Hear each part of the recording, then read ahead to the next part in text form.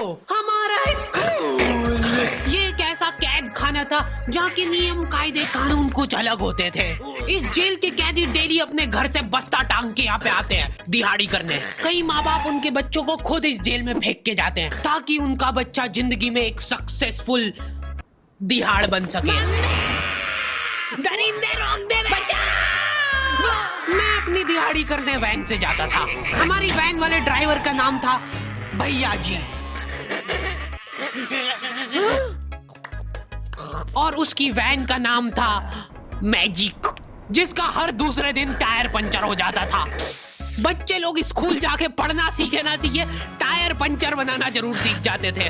लेकिन भैया जी से मेरा अलग अटैचमेंट था।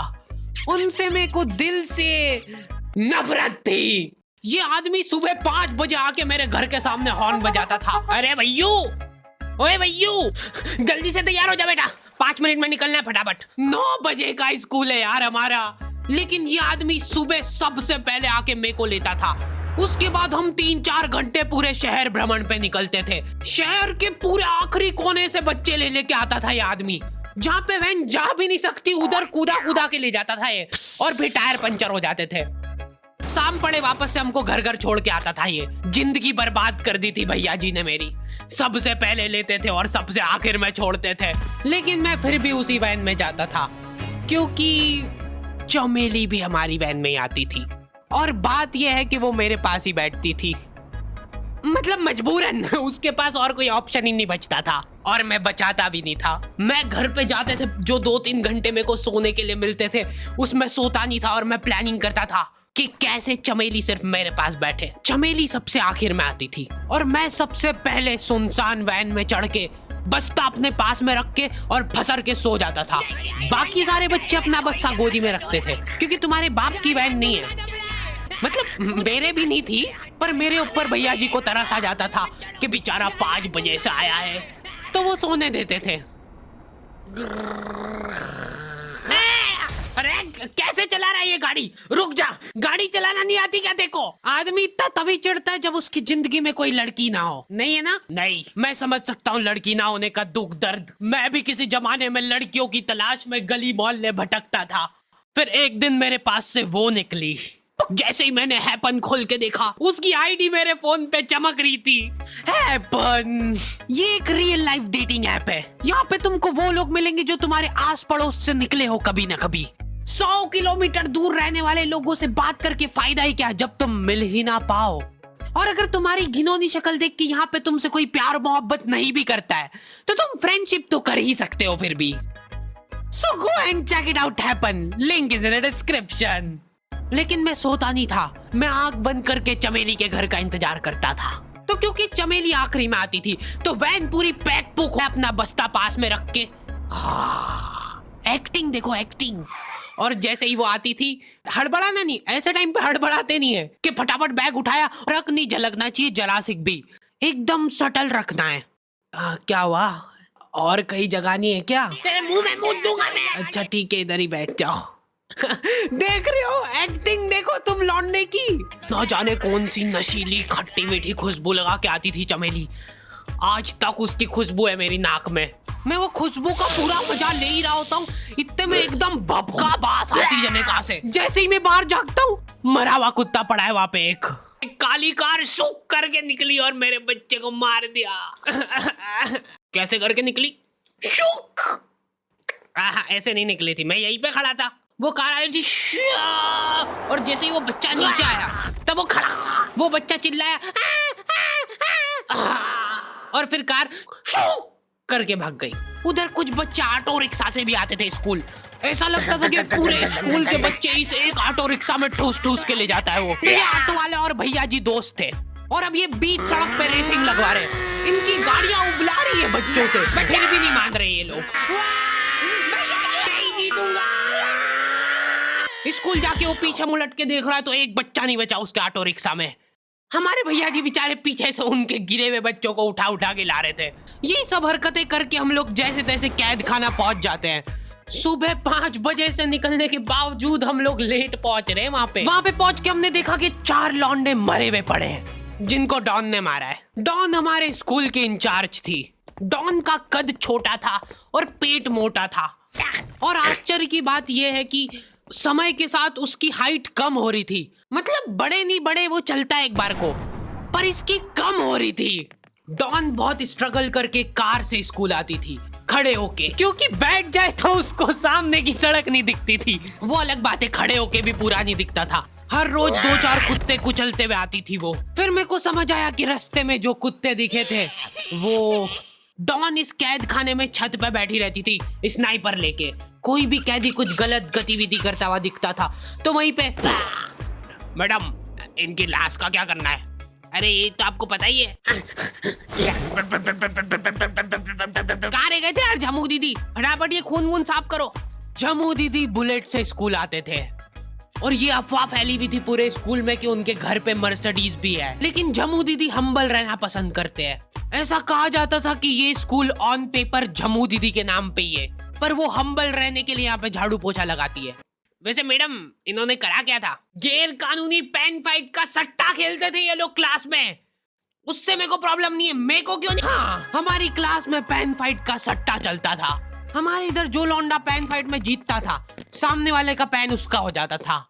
कुछ बच्चे अपना सब कुछ दांव पे लगा देते थे और कर्जे में डूब जाते थे।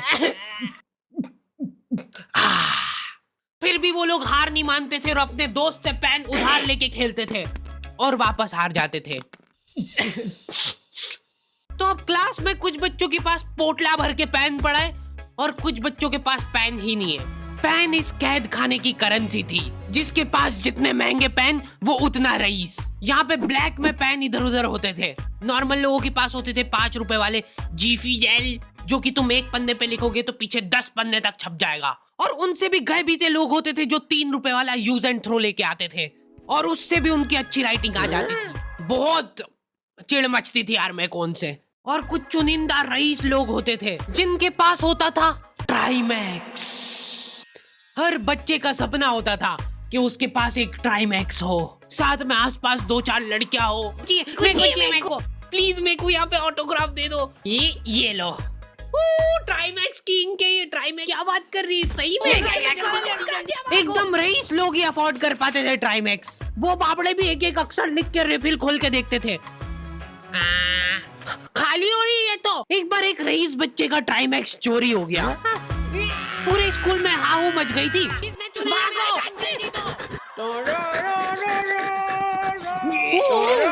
देखो, उस दिन हमको पता चला कि वो आदमी दौड़ भी सकता है।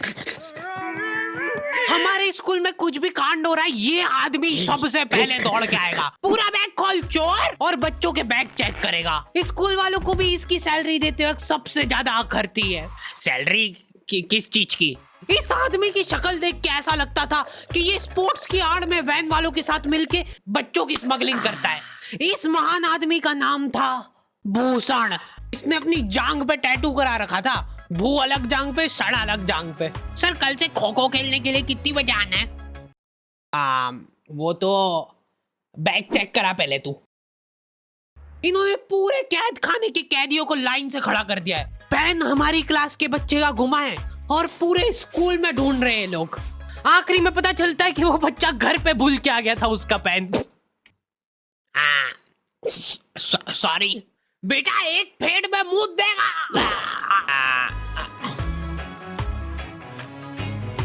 ऐसे तो नमूने बच्चे थे हमारे स्कूल में, और टीचर लोग उनसे भी गए बीते थे। हमारे स्कूल में टीचरों को उनके नाम से कोई जानता ही नहीं है। बच्चों ने उनकी हरकतों के अनुसार टीचरों के नाम रखे हुए। हमारे इंग्लिश वाले टीचर का नाम था छोटा भीम। इससे चिड़चिड़ा आदमी मैंने आज तक नहीं देखा। छोटा भीम की हॉबी थी लड़कों को कूटना। उस बेचारे की हाइट छोटी थी तो बच्चे के मुंह तक उसका हाथ ही नहीं पहुंचता था। बेचारा उचक उचक के मारता था, फिर भी कमर तक ही हाथ पहुंच पाता था उसका। एक पॉइंट पे मेरे को ऐसा लगने लग गया था कि उसको सैलरी लड़कों को कूटने की मिल रही है। कभी किसी बच्चे को बहुत ज्यादा मार दिया, घायल हो गया वो बेचारा, ये लो आपका एक्स्ट्रा बोनस। होमवर्क तुम्हारा बाप करेगा क्या? सर मेरे पापा मर गए, तू भी मर जा। ये लो।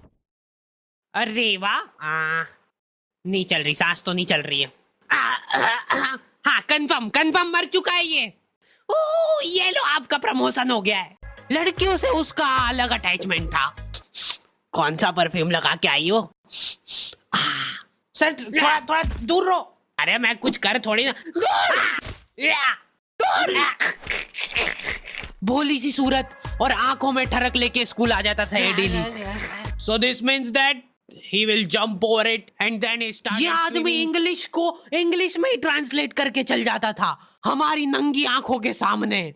इधर वॉशरूम में मौत का नंगा नाच मचा रखा था लॉन्डो ने। 4 लॉन्डे दिन दिन भर वॉशरूम में जाके खड़े हैं, कुछ भी नहीं कर रहे वो लोग वहां जाके। उनको बस मन की शांति मिलती है वहां जाके।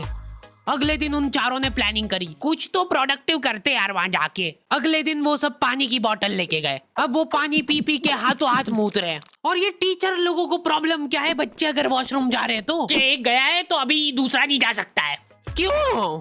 तुम्हारे घर की लेटरिन थोड़ी ना है वो कि एक टाइम पे एक जना यूज कर सकता है। मान लो वो 2 जने अगर वॉशरूम में मिल गए तो वो क्या कर लेंगे ज्यादा से ज्यादा?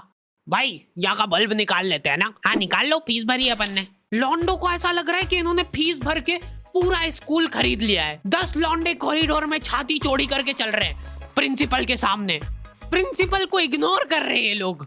इनको ऐसा लग रहा है कि इन्होंने फीस भर दी है तो प्रिंसिपल इनके पैर पड़ेगी। उनमें से आधों ने फीस भरी भी नहीं है। हमारा स्कूल बिल्कुल सेफ नहीं था। हमारे वॉशरूम में चोरियां हो जाती थी यार। बल्ब चोरी करने के बाद सब लोग अंधेरे में मूत रहे एक दूसरे के जूते पे। उधर उधर कर। उसके बाद पूरे वॉशरूम में कुछ दिख नहीं रहा है चोरी करने का। तो ये लोग हाँ नल उखाड़ के ले गए। नल कौन ले जाता है? कभी वो मछली वाले साबुन चोरी हो जाते थे, कभी ये फिनाइल की सफेद गोली को माउथ फ्रेशनर समझ के खा जाते थे। भाई इसको चबा